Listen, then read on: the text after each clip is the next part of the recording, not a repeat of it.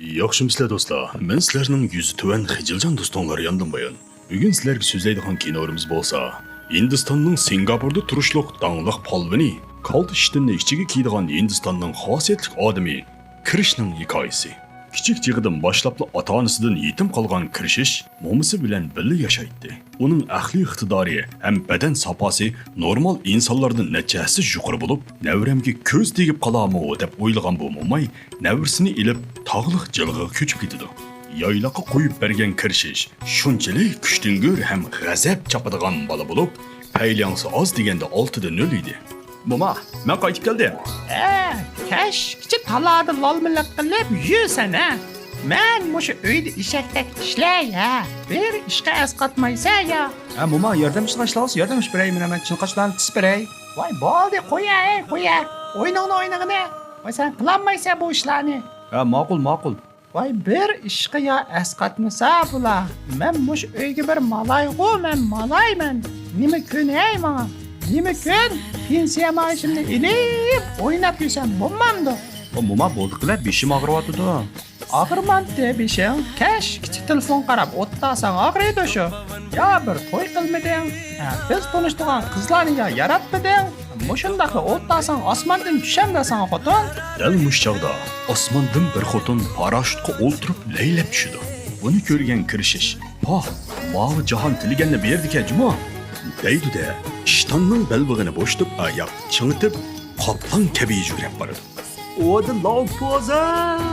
Hey, what a low pose, Layla!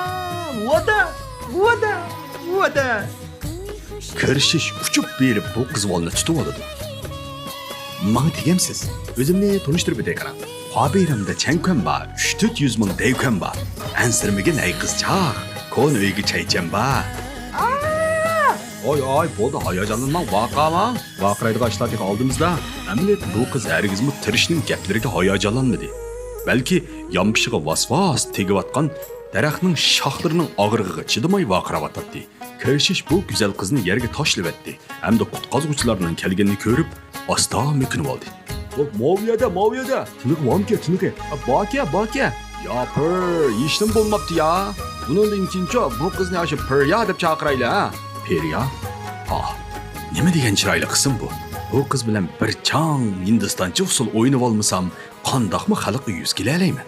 Periyaning belini tutib puxadan chiqmagan Krishish, o'g'irliqcha Periyaning chidirga kirib, putini turab boqmoqchi bo'ldi. Vaqirman o'maq qiz. Momam menga puti terlaydigan qizlar talaylik bo'ldi degandi. Menga tegamsiz. Periya uning talabiga unmaydi. Atsi Krishish taqqa yamishayotgan Periyaning oldini to'sib, "Bugun ya menga tegisa, ya menga Guymirangni tanishtirib qo'ysa" deydi. Bu ishlardan qattiq cho'chib ketgan Periya do'sti Lazarovni izlab, masla salmoqchi bo'ladi. Bu chaqda Lazarov yalik deqqan Qosim qo'naq bilan olvasti satmu yoki menmo surgan xotin satmu degan tema to'g'riliq munoziralashyotir. "Tova, men sizlarga desam qara, u bir sarangka." Yo'q. U bir sarang emas. Balki siz sarang. Siz bu yoshga kelganda achiqqiniga qo'shib bo'ladi. Siz bundaq joylik qilib unimay turib olsangiz, u keyin sizning jiboringizning ostiga kirib sizni xotinim deb turib olsa va u chaqda nima deysiz? Sapa miyo degan bilan tugmaydi u ish. Periya amalsizlikdan ko'rishmoqchi bo'ldi. Kirishish bilan ko'rishgan Periya uning budir chochlaridan, qamlashgan chiroyidan, qovul muskullaridan, to'lg'inib turgan ballaridan ta'sirlanib, "Xo'sh, bu yerda 2 kun muhabbatlashib qo'ysam, namping yo'llarimning qaysi birisi biladi, deydi-da. Birlikda usulga tushdi. Ular tog'da o'ynaydi, bog'da o'ynaydi.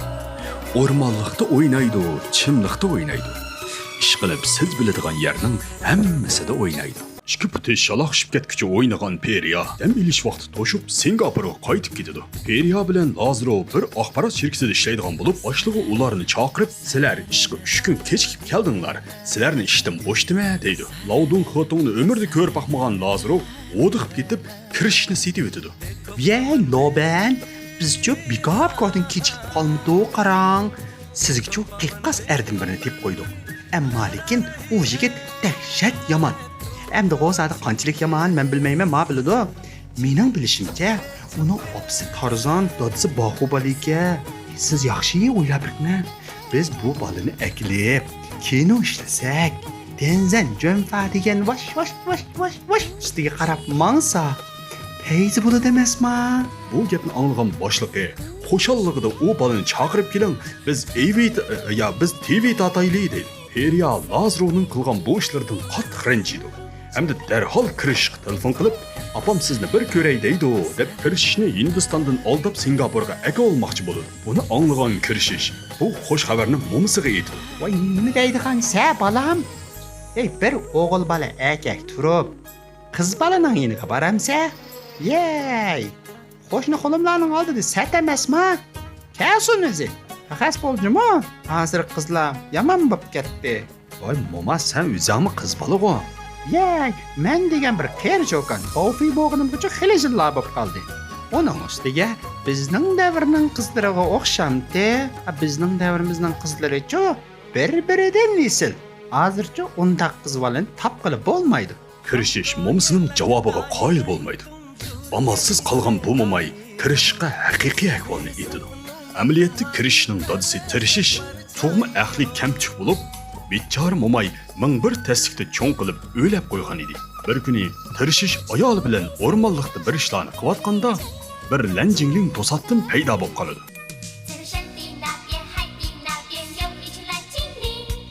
Bu lanjingling tirishning beshini shundoq bir silishi bilan tirishish dunyodagi eng aqlli odamga o'zgaradi. Shuningdan keyin tirishning danqi butun dunyoga purib ketdi. Tirishish dunyodagi eng cho'ng shirkatda jillab uyga qaytmay qiyqinib ishlaydi.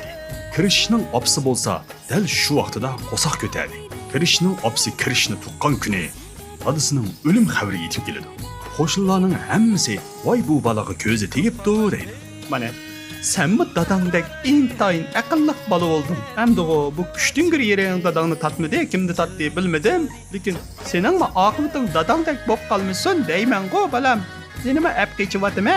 Bu ishlardan xabar topgan kirishish qattiq ta'sirlanib, hayajonlanib, öksüp yig'lab, "Nishoda do'ymama" deb yuktoqlarini yig'ishtirib Singapurga qarab yo'lga chiqdi. Bu chaqda Jiroqdagi Singapurda bir qabiy inson o'zining razil maqsadini amalga oshirmoqchi edi. U bo'lsa-mu nacharlarning nachari, kirishning kashfiyotini o'zining qilib olgan, tavganda xing bo'lgan bu babato chiroy inson doktor Arya edi. U tirishning yasagan kelgusini ko'ralaydigan mashinasi bilan dunyoni bo'ysundirish maqsadiga yetmoqchi edi.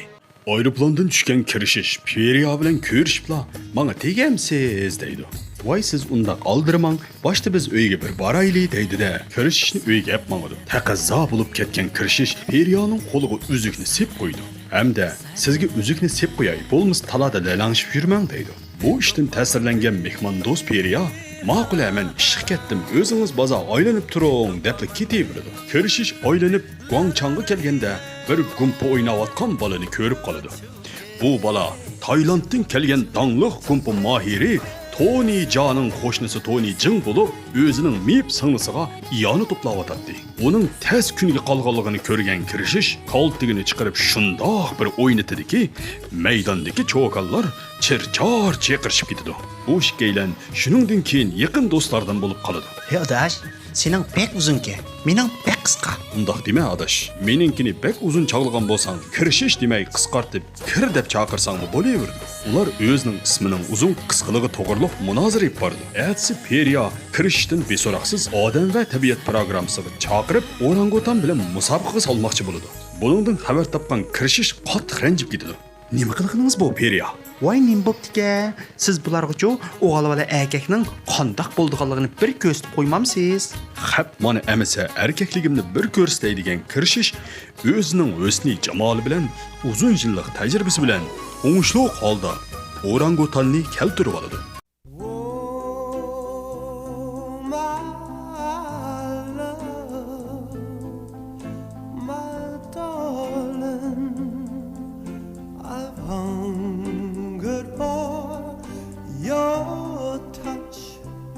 Bu ishlarning oqmig'ini ko'rgan Periya qattiq ranjib ketdi. Kirishish uning ko'nglini yasab, ranjimagan "Hey bobey, bugun oqshom men Shofey, o't chiqaramiz so'rindan biz o'ynaymiz lalalay" deydi.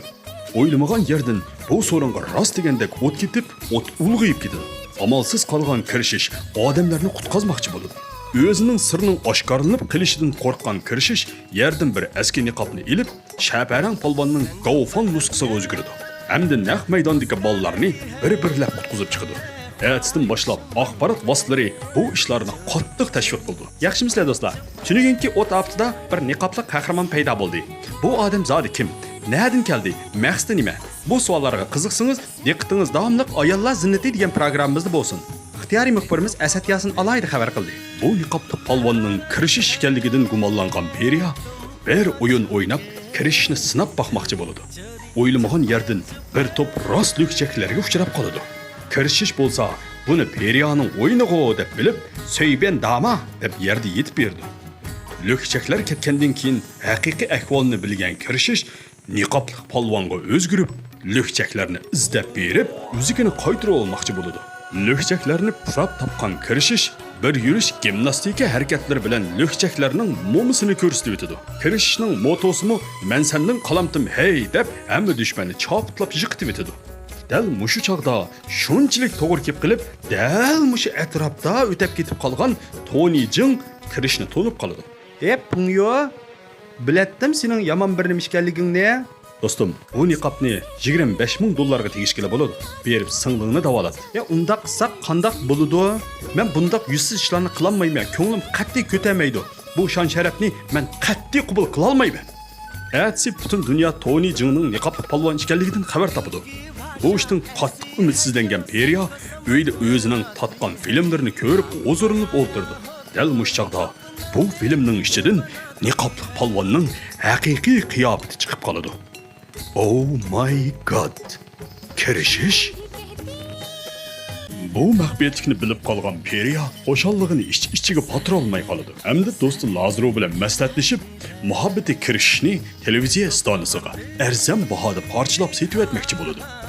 Adaş, endi biz çok beyip ketadigan bo'ldik. Kirishishni-chu mahsulotimizga tayyorlan qilib qara. Kirishish markalik tozliq qog'ozi deb sotadigan bo'lsak, pul deganni vash kirdi. Sana desam-chu adaş, kirishish-chu yomon sodda bir bola ekan. Voy shuni degina adaş, momodala deb qo'ysam olimali dedi qara. Bu gaplarni anglab qolgan kirishish ko'ngli qattiq yerim bo'ladi. Hamda yuktoqlarni yig'ishtirib, mo'misining uyiga ketmoqchi bo'ladi. Oh darling, bugun nega berib o'ynaymiz? Men ketmoqchi Periya. Siz nimishqa meni aldaysiz? Azob, azob, yaxshi ko'rgan gunohmi? Men ovora olg'ini, sen ovora chog'inimi? Qattiq azoblangan kirishish xayr xo'sh voda ayching deb ketib qoladi. Periya qattiq xijil bo'lib, televiziya stansiyasiga berib dayni qaytara olmoqchi bo'ladi. Televiziya stansiyasida Periya kirishning dadisining burungi xizmatdishini uchirtib qoladi. Hamda birlikda kirishni izlab boradi. To'xtab turing kirishish. Sizga bir odamni ilib keldim. Yaxshimi o'g'lim? Mening ismim Bakira. Men sening dadang. Juma og'zingni odamni chanmagan sen qolgan. Men gapimni qilib bo'lay. Men sening dadangning xizmatdishi Bakira. U teha hayot.